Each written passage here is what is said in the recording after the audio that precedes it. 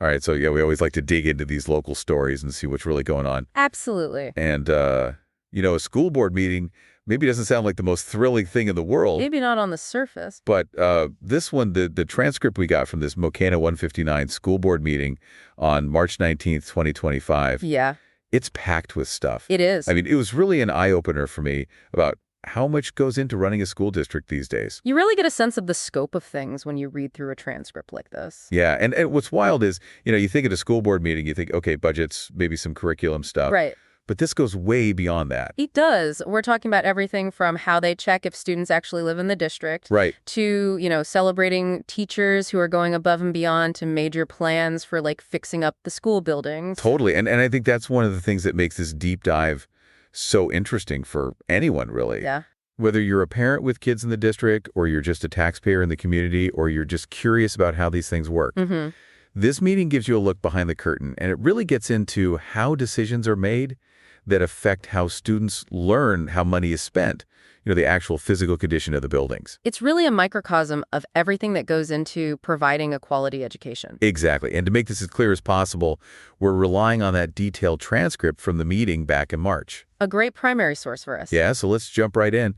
One of the things that caught my eye right away was a comment from a homeowner named Kelly Brown. Right at the start of the meeting during the public comment period. Exactly. And she brought up some concerns about this contract they were considering with a company called Clear Software. For residency checks? Yeah, basically to make sure the kids enrolled in the schools actually live within the district boundaries. Now, that might seem kind of obvious, but I guess it's not always so simple. Yeah, so apparently the way it works now is parents have to give the school their ID copies of utility bills, leases, things like that when they register their kids. Right, proof of address. But Ms. Brown was worried about this new software for a couple of reasons. Okay, what were the main issues she raised? Well, first of all, the cost, this Clear Software contract they were looking at, it was quoted as something like between $13,764 and $15,000 just for the first year. Wow, that's a significant chunk of change. And that was for 1 or 2 users.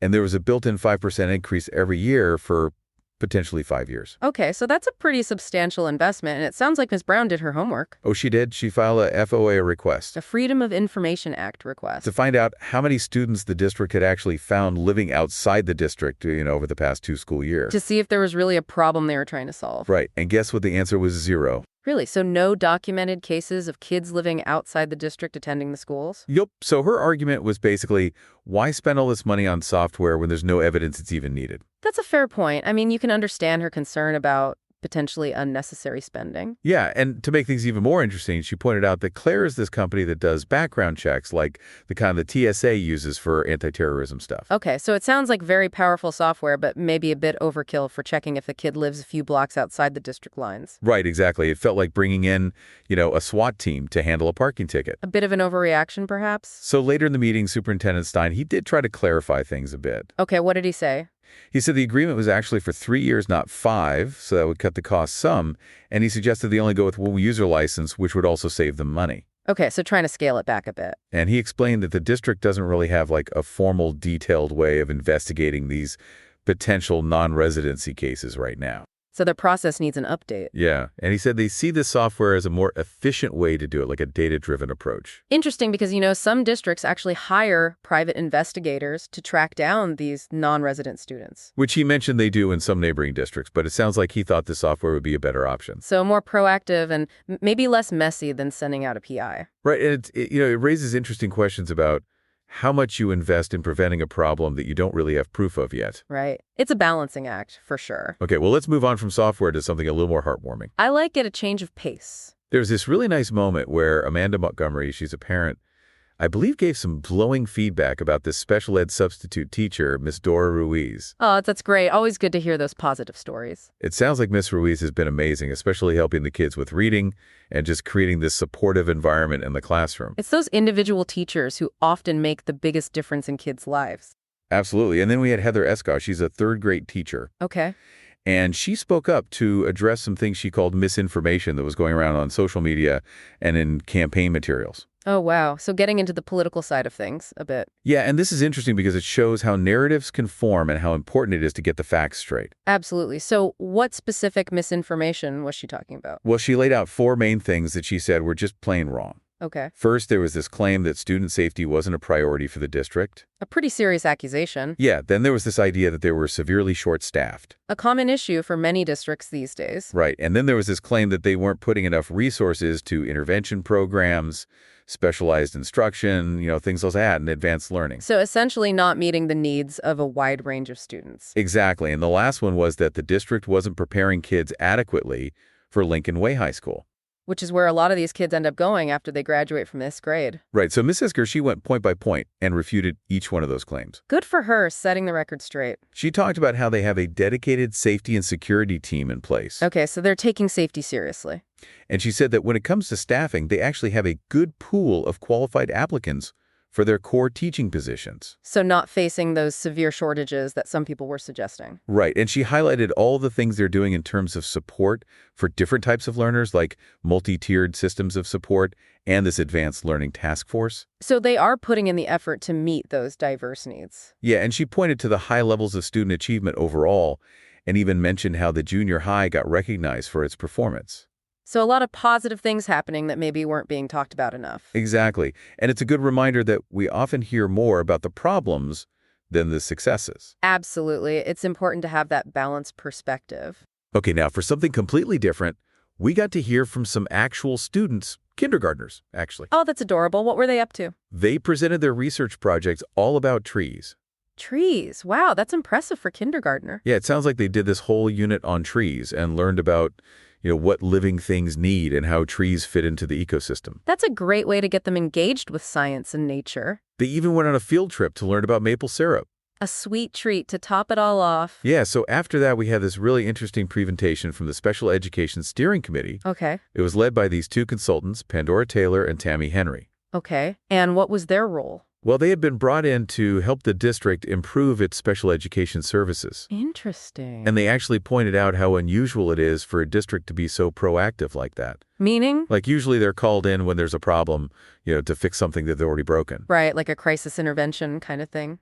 But in this case, Mokena 159 was reaching out to them before any major issues arose. So they were taking a preventative approach, trying to improve things before they became a problem. Exactly, which these consultants said was really impressive and showed a commitment to continuous improvement. That's a good sign for the district and for the families they serve. Yeah, so they explained how they went about this process. Okay, how did they approach it? They did a ton of interviews, like 51 interviews with teachers and parents. Wow, so really getting a lot of input from the people directly involved. Yeah, and they used this reflective practice tool and reviewed all these reports from ISBE, the Illinois State Board of Education. So taking a data-driven approach. Right, and they looked at IEPs, those individualized education programs that are created for each student with special needs. Right. And they even built on some work that had been done previously with the Autism Project and a Dr. Patrick Soar. So very thorough, pulling from multiple sources. Yeah, so their key recommendations focused on some really important areas. Like what specifically? Well, communication and collaboration between different programs and schools. Okay, making sure everyone's on the same page. Right, and making meetings more effective because apparently that was an issue. Can be a challenge, for sure. They talked about providing better coaching and support for teachers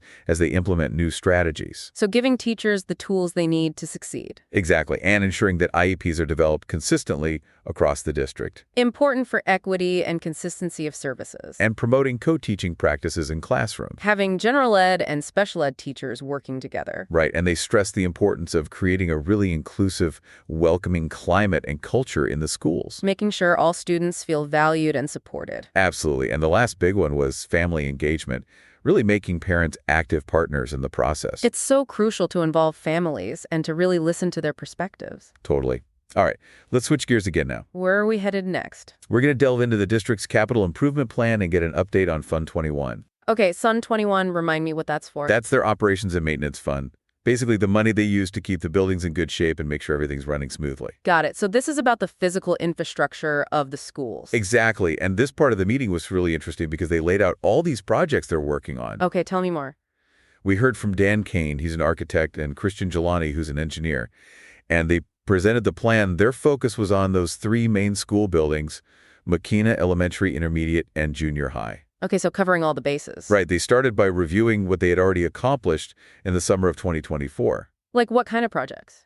They put in a new playground and a new parking lot at the elementary school. Nice. Some upgrades for the little ones. And they installed security window film across all the schools. And important safety measures. Yeah, and they replaced the front door at Mokena Elementary. So addressing a variety of kids. And then they went through this long list of upcoming projects. Okay, give us some highlights. At Mokena Elementary, they're planning to do more phases of roof restoration, replace the gym floor, and upgrade the window treatment. Sounds like a pretty extensive to-do list. Yeah.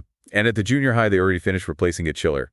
Those are important for HVAC. And they're looking at adding a storage shed, replacing some flooring, and resurfacing the asphalt. Keeping everything in working order. And at the intermediate school, they're planning to do some work on the stairwell flooring, upgrade the window treatments, and repair a storm structure. It's amazing how much goes into maintaining these buildings. It really is, and they explain their whole process for prioritizing these projects. Okay, so how do they decide what to tackle first? They have this system with 3 levels of priority. Priority 1, 2, and 3. Exactly. And this led to some really good discussion from the school board members. What kind of things did they bring up? Well, one board member wanted more details about who was managing each project, how they were tracking any changes to the plans, where those cost estimates were coming from, and how all of this aligned with the Fund 21 budget. So making sure there's transparency and accountability. Yeah, and there was a lot of interest from the board in being more involved, especially when it came to safety-related projects. Which is understandable. Those decisions can have a direct impact on student well-being. Right, like with those window treatments, they wanted to be part of those discussions. Makes sense. Okay, so then what happened? So Dr. Shaw presented an analysis of Fund 21, the Operations and Maintenance Fund. She explained that a chunk of the money comes from this 3% referendum levy that voters approved. Okay, so that's dedicated funding for these kinds of projects. Right, and she went through how they're using those funds for security upgrades, HVAC systems, parking lot, maintenance, interior improvements, all that stuff. So a lot of different areas covered. Yeah, and then she broke down the spending by school building and by category, like how much they were spending on safety and security asphalt work, general maintenance construction, new equipment architect and engineering fees, the whole 9 yards. Very detailed breakdown. And this is where Ms. McMillan, one of the board members, she noticed that the amount allocated to that specific category of safety and security, it seemed kind of low. Okay, so raising a red flag there. Yeah, and Dr. Shaw, she explained that it's not always so straightforward because sometimes a project that improves safety might be categorized under a different area, like the security window film, that probably fell under construction costs. So it's not always as simple as looking at one line item. Right, exactly. You have to dig a little deeper to get the full picture. Makes sense. Okay, so then Dr. Shaw presented these 5-year financial projections for all the different funds they have, both the ones for day-to-day operations and the ones for specific purposes, like capital projects. Okay, so looking ahead to the future. Yeah, and she explained that these projections are based on the current information and certain assumptions about things like property values, inflation rates, tax collection rates, things like that. Which can all change, of course. Right, exactly. But it's still important to try to plan ahead. And one thing she pointed out is that they're projecting a deficit for the current fiscal year. Oh, that's not good. But she explained that it's mainly because they're intentionally spending down the balance they had in Fund 21 from the previous year. Okay, so a strategic decision to use those funds. But some of the board members were a little concerned about having these projected deficit budgets, and they talked about wanting to be more involved in the financial planning process. Makes sense to have those collaborative conversations. Yeah, they specifically mentioned wanting to see projections for how many full-time employees they'll need, looking ahead. So thinking about staffing needs down the line. Exactly. Okay, what came next? So then they moved into policy updates and reports from the superintendent. All right, keeping everyone informed. The policy committee had an action item related to their Vision 2030 strategic plan, and they also gave updates on some state-level legislation. Okay, like what kind of bills? There was one about cell phone use in schools. A hot topic these days. Yeah, and another one about creating an artificial intelligence task force. Interesting. And one about procedures for threat assessment in schools. An important issue, unfortunately. Then Superintendent Stein, he provided some more details about that clear software thing. He said, again, that the agreement was for 3 years and that he was only recommending they get 1 user license. Okay, sticking with that scaled-back approach. And he also mentioned some action items for creating new job descriptions. Like what positions? An assistant principal at the junior high, a human resources director, and some additional maintenance staff. So addressing some personnel needs. And he talked about this action item for buying a bidirectional amplifier. What is that exactly? It's a system that makes their radio communication better inside the school buildings, which is important for safety. Okay, so making sure everyone can communicate clearly in an emergency. Exactly, and he gave an update on the Custodial and Maintenance Services Committee, saying they had opened bids for services, and they were considering bringing more maintenance staff in-house instead of contracting it all out. That's a tough decision. Often comes down to cost versus control. Right. Okay, what else did they cover? So then Dr. Johnson, she gave a report on all these professional development opportunities for teachers who work with advanced learners. Interesting. So supporting those teachers who are working with gifted students? Yeah, she talked about partnerships with Northwestern University and St. Francis University so teachers could get certified in gifted education. That's great, providing those specialized training opportunities. And she talked about how they're using data to figure out how to group students for instruction, for those small group learning situations. Makes sense to use data to inform those decisions. And there were some upcoming parent information sessions and some pilot programs in social emotional learning and social studies. So a lot of different initiatives in the works. And she mentioned how they're working to align their curriculum better with Lincoln Way High School. So making that transition smoother for students. And she highlighted how some of their staff had presented at educational conferences. Sharing their expertise with others. Then Dr. Shaw, she came back up and gave some financial highlights that they have posted on the district website and some updates on agreements related to transportation and access to school property for neighbors. Okay, keeping everything running smoothly. And they had some action items like approving the purchase of that bidirectional amplifier, upgrading the fire alarm system at the bus barn, hiring some summer help, creating those new maintenance staff positions, setting salaries for transportation and food service employees. A lot on their plate. And there was that roof restoration project at the intermediate school where they were looking to approve the lowest bid. Okay, so taking care of those essential repairs. Yeah, and then they had some HR updates about a wellness clinic for employees and insurance committees and meetings for staff about their pensions. Taking care of their staff. And there were quick updates from the food service and transportation department. Covering all the bases. Then it was time for the big personnel report where they vote on new hires and contracts for administrators. Okay, and how did that go?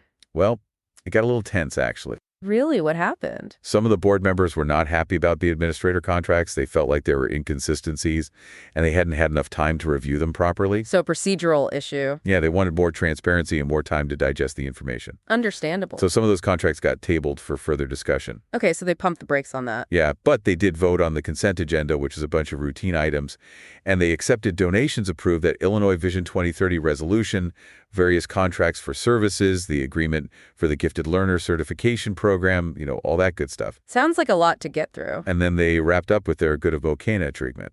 What is that exactly? It's where they make announcements about community events and things like that. Okay, a nice way to connect with the community. So they talked about scholarships from the Music Boosters, a community cleanup event, a Volley for the Cure fundraiser, a PTA Color, run some efforts to provide Easter food baskets, another fundraiser, the Lincoln Way High School Hockey Team's Championship, win a community workshop for the Village of Mokena's comprehensive plan. Just a lot of positive stuff happening in the community. A good way to end on a high note. So as you can see from this deep dive into this Mokena 159 school board meeting, it's a lot more complex and multifaceted than you might think. Absolutely. It really gives you a new appreciation for all the work that goes into keeping a school district running. From those tiny details of software contracts to these big picture decisions about building projects and recognizing achievements, it's really impressive. And it's not just about the nuts and bolts. It's about the kids, the teachers, the staff, the community as a whole. Yeah, so some things that really stood out to me were, that issue with the residency verification software. Right, where they were considering spending a lot of money to address a problem that they didn't really have proof of existing. Exactly. And then that proactive approach from the special education team was really encouraging. Yeah, bringing in those experts to help them continuously improve. And the financial planning was really interesting, seeing how they analyzed those projections.